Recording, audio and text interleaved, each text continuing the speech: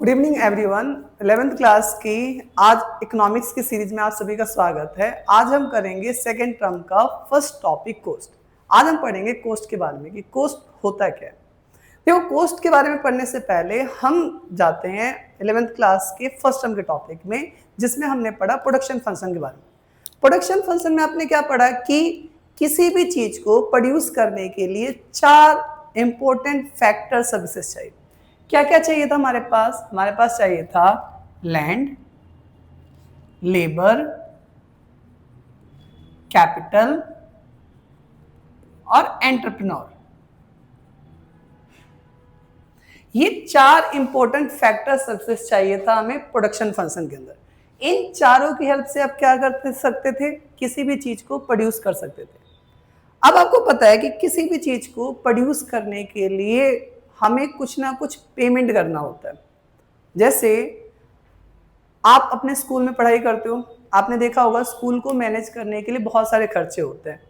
जैसे जो स्कूल के टीचर्स हैं उनको पेमेंट करना होता है, जो हमारे पास स्कूल का एडमिन डिपार्टमेंट है उसको पेमेंट करना होता है, आप जिस क्लासरूम में रहते हो जो बेंचेस इस्तेमाल होते हैं उसका पेमेंट होता है, प्लस में जो साफ सफाई होती है उसका पेमेंट होता है। आप देखोगे बहुत सारे खर्चे होते हैं जो किसी भी बिजनेस को कैरी करने के लिए क्या होते हैं, नेसेसरी होते हैं। अब मैं अपने इंस्टीट्यूट के एग्जांपल से मैं आपको समझाऊंगा कि क्या क्या खर्च है। आप समझिए कि इस अलाइड कॉमर्स क्लासेस को रन करने के लिए हमने क्या किया है, टीचर्स हायर किए जिनको हमें क्या पे करना पड़ता है, सैलरी पे करना पड़ता है। हम खुद इंस्टीट्यूट में क्या करते हैं, खुद पढ़ाते हैं, हमारी खुद की भी क्या है, कोस्टिंग है। फिर जैसे यहाँ पे बहुत सारे इक्विपमेंट लगाए गए, जैसे स्मार्ट बोर्ड है हमारे पास, फिर हमारे पास टेबल है, चेयर्स हैं, वेरियस चीजें हैं। इन सब के क्या होते हैं, खर्चे होते हैं। तो इन्हीं खर्चों को जो हम पेमेंट करते हैं वो क्या बोला जाता है, कोस्ट बोला जाता है। तो बेसिकली कोस्ट का अगर एक सिंपल वे में डेफिनेशन देना चाहे तो कोस्ट क्या होता है, कोस्ट का मतलब होता है कि जो भी आप फैक्टर सर्विसेज हायर करते हो या जो भी आप गुड्स परचेज करते हो उसके बदले में जो भी आप पेमेंट करते हो उसे हम क्या बोलते हैं, कोस्ट बोलते हैं।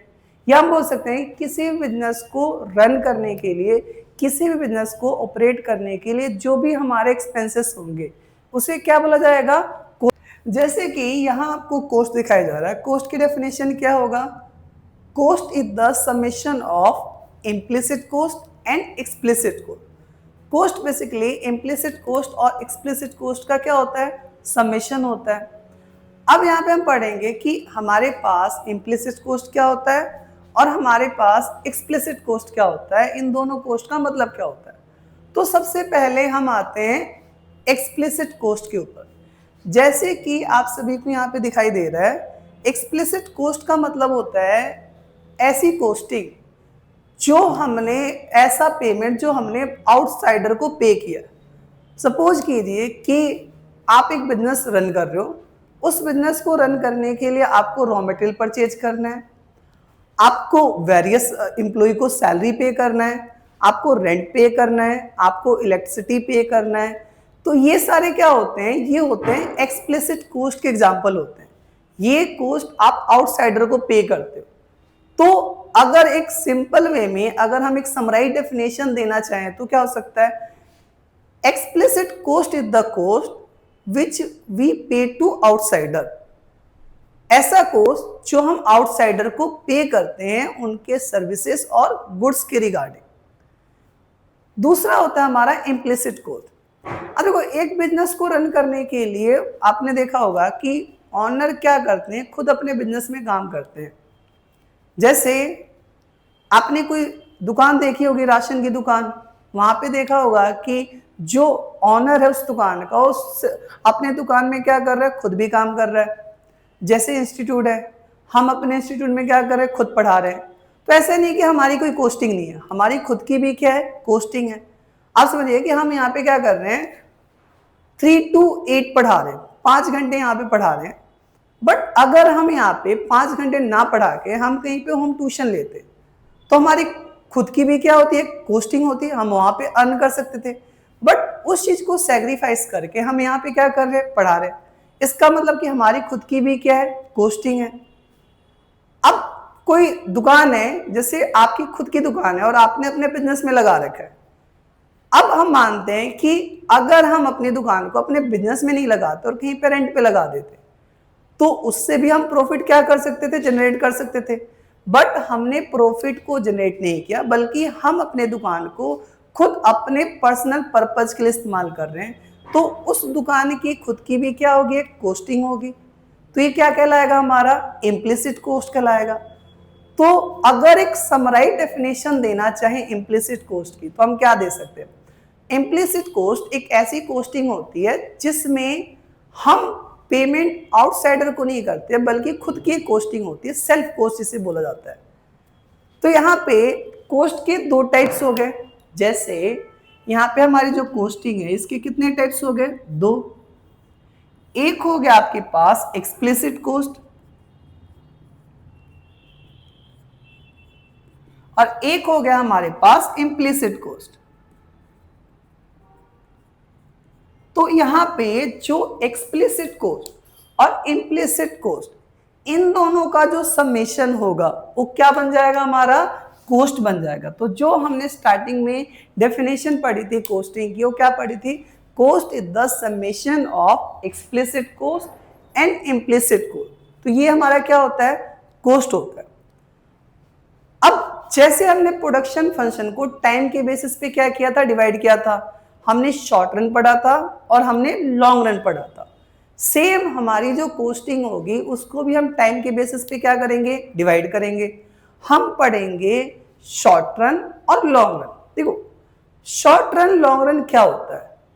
शॉर्ट रन बेसिकली आप अगर पढ़ते हो, मोस्टली बुक्स में क्या लिखा जाता है कि शॉर्ट रन का मतलब होता है 1 साल का time period. But real life में ऐसा नहीं होता। शॉर्ट रन का मतलब होता है हर बिजनेस के लिए शॉर्ट रन क्या होता है, अलग होता है।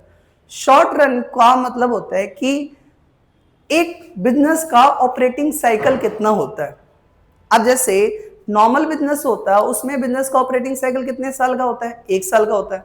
बट अगर मैं स्टील इंडस्ट्री की बात करूं, उनका ऑपरेटिंग साइकिल कितने का होता है, 5 साल का होता है। तो अगर एक बिजनेस के लिए 1 साल शॉर्ट रन होगा, बट सेम स्टील इंडस्ट्री के लिए 5 साल क्या है, शॉर्ट रन पीरियड है। तो यहाँ पे आप एक सिंपल सी बात याद रखो कि शॉर्ट रन का मतलब होता है एक ऐसा ऑपरेटिंग साइकिल जो बिजनेस क्या करता है, उसमें कोई भी प्रोड्यूसिंग एक्टिविटी करता है। हर बिजनेस के लिए शॉर्ट रन क्या होता है, अलग अलग होता है।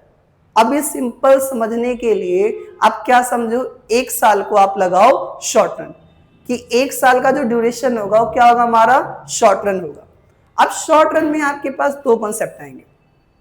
एक आएगा आपके पास फिक्स कॉस्ट और एक क्या आएगा, वेरिएबल कॉस्ट। देखो फिक्स कॉस्ट का मतलब क्या होता है, देखो फिक्स कॉस्ट का मतलब होता है ऐसा कॉस्ट जो प्रोडक्शन में चेंज होने के साथ उसमें चेंजेस नहीं आएंगे। चाहे आपका प्रोडक्शन क्या हो, 0 हो, चाहे प्रोडक्शन आपका 100 हो, चाहे प्रोडक्शन आपका 1000 हो, इसमें कोई भी चेंजेस नहीं आएंगे। जैसे यहां पे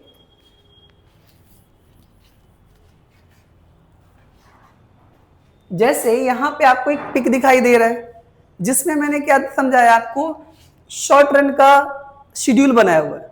आप देखोगे कि यहाँ पे जैसे प्रोडक्शन 0 है, उस पे भी कॉस्टिंग क्या है हमारी, 20,000 है। प्रोडक्शन क्या हो गया, बढ़ गया, 0 से 100 हो गया, फिर भी हमारी जो कॉस्टिंग है वो कितनी है, 20,000 है। तो आप क्या देख रहे हो इसके अंदर कि प्रोडक्शन के बढ़ने, प्रोडक्शन के कम होने से हमारे कॉस्ट पे कोई भी इंपैक्ट नहीं आ रहा है। इवन हमारा प्रोडक्शन 0 होता है तभी भी कॉस्टिंग क्या होती है, हमारी फिक्स होती है। अब हम इस इंस्टीट्यूट का एक एग्जांपल लेते हैं। जैसे हमारा जो रेंट जाता है 20,000 जाता है, ठीक है। ओवरऑल जो हमारा ऑपरेटिंग है 40,000 के आसपास है। तो हम क्या मानते हैं, मान लो कि हमारा रेंट कितना जा रहा है, 20,000 जा रहा है। अब चाहे हमारे पास 0 बच्चे हैं, चाहे हमारे पास 100 बच्चे हैं, हमारे रेंट पे कोई भी इंपैक्ट नहीं होगा। रेंट क्या है हमारा, सेम है। रेंट क्या है हमारा, फिक्स है। तो प्रोडक्शन के बढ़ने, प्रोडक्शन के कम होने पे हमारी कॉस्टिंग पे कोई भी इंपैक्ट नहीं आ रहा है, इस टाइप की कॉस्टिंग को हम क्या बोलते हैं, फिक्स कॉस्ट बोलते हैं। बट वेरिएबल कॉस्ट क्या होता है, इससे डिफरेंट होता है। वेरिएबल कॉस्ट का मतलब होता है ऐसी कॉस्टिंग जो प्रोडक्शन के साथ, आउटपुट के साथ क्या कर जाएगी, वेरी कर जाएगी। जैसे हमारे यहाँ पे आप देखोगे जो पानी का कंजप्शन है वो क्या है, वेरिएबल कॉस्टिंग है। देखो नंबर ऑफ स्टूडेंट्स इंक्रीज हो जाएंगे तो पानी का कंजप्शन क्या हो जाएगा, बढ़ जाएगा। नंबर ऑफ स्टूडेंट डिक्रीज हो जाएंगे, पानी का कंजप्शन क्या हो जाएगा, कम हो जाएगा। एक बिजनेस में रॉ मटेरियल होता है, वो भी क्या होता है आपका, रॉ मटेरियल भी क्या होता है, वेरिएबल कॉस्ट होता है। देखो प्रोडक्शन बढ़ेगा, रॉ मटेरियल का कंजप्शन बढ़ेगा, कॉस्टिंग बढ़ जाएगी।